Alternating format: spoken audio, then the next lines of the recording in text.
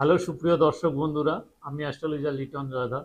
আশা করি আপনারা সবাই ভালো আছেন, সুস্থ আছেন, নিরাপদে আছেন। আপনারা ভালো থাকেন, সুস্থ থাকেন, নিরাপদে থাকেন, এই কামনাই করি।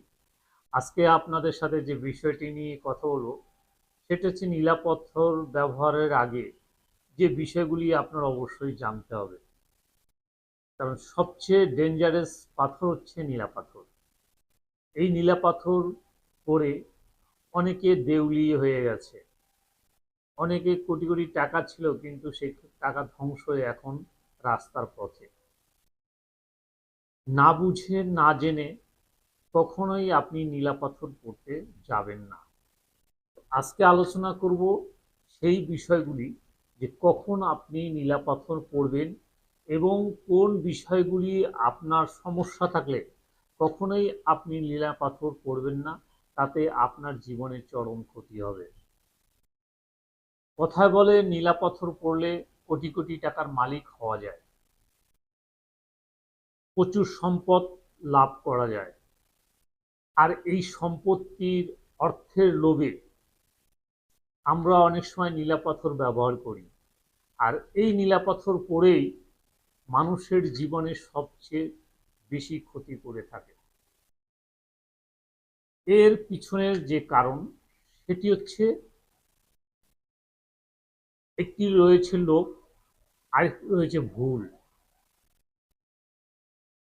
জ্যোতিষীরা অনেক সময় করে কি নীলাপাথর দেয়, বেশিরভাগ জ্যোতিষী যে ভুলটা করে সেটি হচ্ছে হস্তরেখা বিচার করে তারা নীলাপাথর দিয়ে থাকে, গোমেদ পাথর দিয়ে থাকে। কিন্তু এই নীলাপাথরটি আপনার আদৌ প্রয়োজন কিনা সেটি হয়তো ভালোভাবে বিচার বিশ্লেষণ না করেই আপনাকে দিয়ে দিচ্ছে। কারণ কি, এর পিছনেও লজিক রয়েছে। যেন শনিকে আমরা ভয় পাই, কারণ হচ্ছে শনি মানুষের জীবনে অতিষ্ঠ করে তোলে। বড় বড় বাধা, বড় বড় বিপদ, বড় বড় দুর্ঘটনা, বড় বড় সমস্যা, অর্থনৈতিক বিপর্যয়, বিভিন্ন সমস্যা মানুষের জীবনে জর্জরিত হয়ে যায়। তখন জ্যোতিষের কাছে গেলে আপনাকে একটি নীলাপাথর দিবে, কারণ তাদের যে চিন্তা, তাদের যে ধারণা শনির দ্বারা হয়ে থাকে। আসলে শনি রত্ন পড়লেই যে শনির সমাধান হয়ে যাবে, এই কথাটি ভাবা সম্পূর্ণ ভুল। এ ধরনের বড় বড় বিপর্যয় আপনার অন্য গ্রহের অশুভত্ব কারণেও হয়ে থাকে। যেমন রবি যদি আপনার খারাপ থাকে, বৃহস্পতির মতো গ্রহ যদি খারাপ থাকে, আপনি জীবনে কখনোই আগাতে পারবেন না। কিন্তু সেই সাইডে বিচার না করে, কারণ আমাদের দুর্বলতা থাকে শনি এবং রাহুর উপরে, আর সেই দুর্বলতাকে কাজে লাগিয়ে অনেকে আপনাকে সেই শনির রত্ন বা রাহুর রত্ন দিয়ে থাকে। মূল কথা হচ্ছে, আপনি রত্ন ব্যবহার করার আগে ভালোভাবে বিচার বিশ্লেষণ করে রত্নপাথর ব্যবহার করবেন, নচেত কখনোই আপনি রত্নপাথর ব্যবহার করবেন না। এটি হচ্ছে আমার পরামর্শ। রত্ন যেমন মানুষকে উপকার করে তেমনি ক্ষতি করে। বেশি বা বেশিরভাগ ক্ষেত্রে দেখা যায় নীলা পাথর পড়লেই মানুষের বেশি ক্ষতি করে, কারণ নীলা সবার শরীরে শ্যুট করে না। এই নীলার ভিতরে বিভিন্ন প্রকার রয়েছে। সবচেয়ে মারাত্মক হচ্ছে আপনার রক্তমুখী নীলা, তারপর হচ্ছে ইন্দ্রনীলা। এই দুটি নীলা কিন্তু বেশি মানুষের জীবনে ক্ষতি করে থাকে। সুতরাং রত্নপাথর ব্যবহার করতে গেলে এই বিষয়টি আপনার সতর্ক হতে হবে। তো যাদের জন্ম ছক রয়েছে বা সঠিক জন্ম তারিখ রয়েছে, তারা জ্যোতিষের কাছে গিয়ে আপনি এই বিষয়গুলি ভালোভাবে চুলচেরা বিশ্লেষণ করে আপনি একটি নীলাপাথর ব্যবহার করতে পারেন।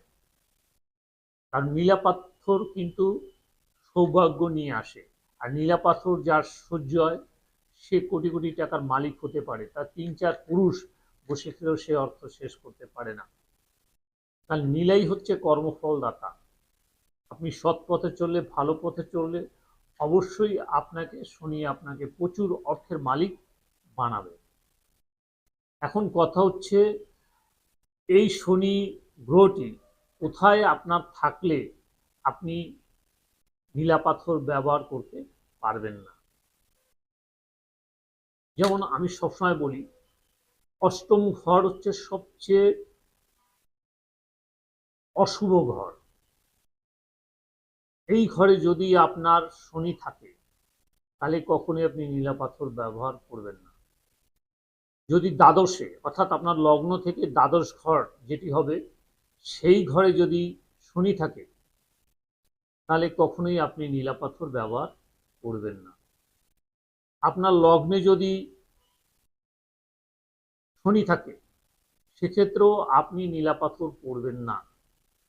তবে হ্যাঁ, লগ্নে শনি থাকলে অনেক সময় নীলা পরা যায়, কিন্তু দেখতে হবে সেটি কার ঘর, কোন ঘরে গিয়ে শনি বসছে সেটি দেখতে হবে।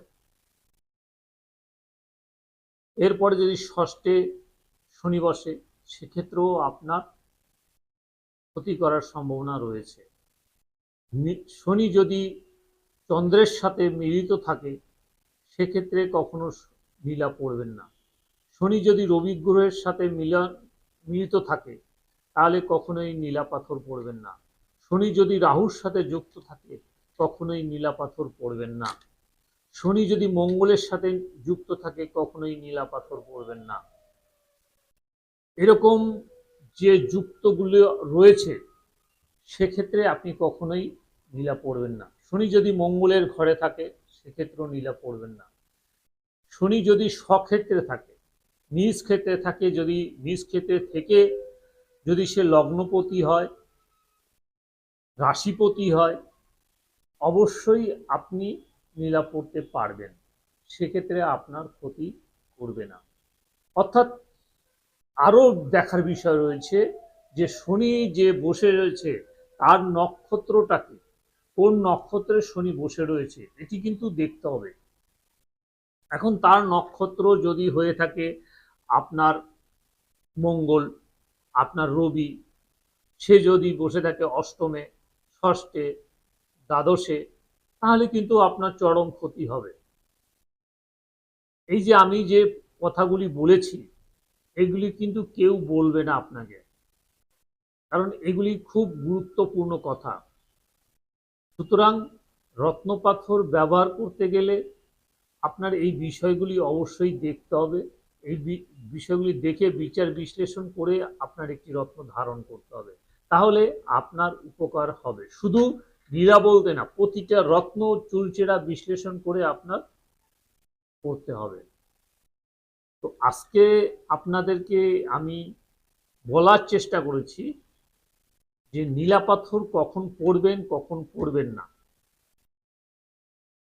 আশা করি আমার এই ভিডিও থেকে আপনি বুঝতে পেরেছেন যে নীলা পাথর কখন পরা যাবে কখন পরা যাবে না।